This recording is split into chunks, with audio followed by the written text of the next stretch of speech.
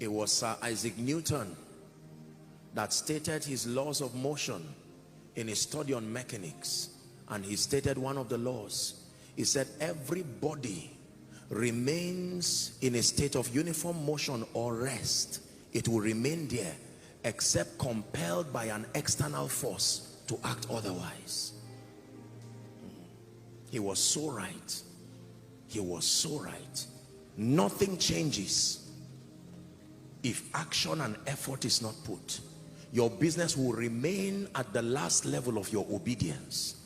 Your company will remain at the last level of your diligence. Your mind will remain at the last level of your study. The anointing upon your life will remain at the last level of your press and sacrifice. Your prayer life will remain at the last level of your exercising your senses spiritually. Please hear me. Even if you are Esther, while you wait for Ahasuerus, use the oil. Don't sit back there. Esther was not sitting. Every day the oil was coming upon her. You may not have the money to start the company, but go online and buy the books. Listen to teachings by people with results, provable results.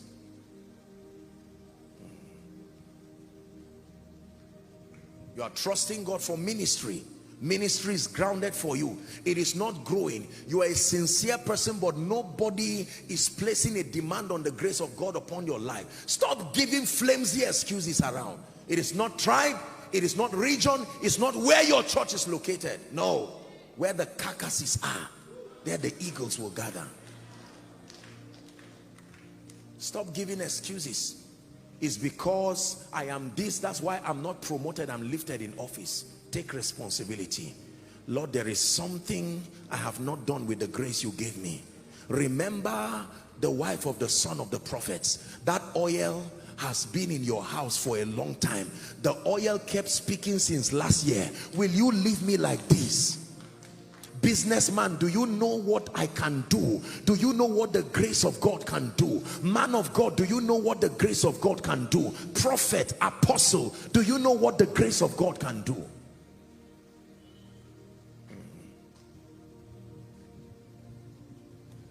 The injection contains in it a liquid that goes into your system and corrects what is wrong. But the injection will not bring itself into your system. The doctor calls you. Designed in that liquid is the entire, the injection has already been programmed to work in your body. But are you willing to endure the pain? There are injections that are painful, and yet that's the price for the healing you are looking for. So you compare the 1 minute pain to the years of misery, and you can stand and say, doctor, I am willing. And he gives you the pain. You may feel the pain, but you are not conscious of that injection. You are conscious of what happens to you. And as soon as it is administered, 2 days, 3 days, you're running around like you were never sick. Or you can refuse and remain there and say, I want drugs. But the drugs are given to you. You will have to go through the discipline of swallowing it part time required. And whilst you are swallowing it, complaining, but you are still acting. The body does not care that you are complaining. Just keep doing what brings health, and the body will be healthy. Can I tell you this?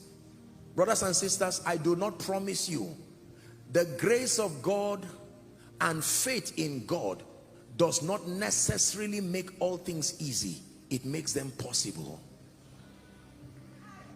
I'm not going to promise you that just because the grace of God is upon your life, you may not need to cry. I'll be lying to you. There are some of you, the journey you are beginning from tonight, it will be a journey of tears. But while you cry, don't stop. While you weep, don't stop. Was it not because they wanted to go to the other side? Help them, please. We're praying. Just help those under the anointing. It says, where we meet with you is too small. Let us go beyond the Jordan. It was their instinct for increase that brought that guy in trouble. I innocently wanted to fell a tree to build a bigger place. Alas, master, it was borrowed. He said, find rest. There is a grace for restoration, but you have an effort. Point to me where it fell. I'm not just going to bring it out, just point it. And he said, well, I may not have the power to make it float, but prophet, I can show you where it is. And he threw a stick and it began to float.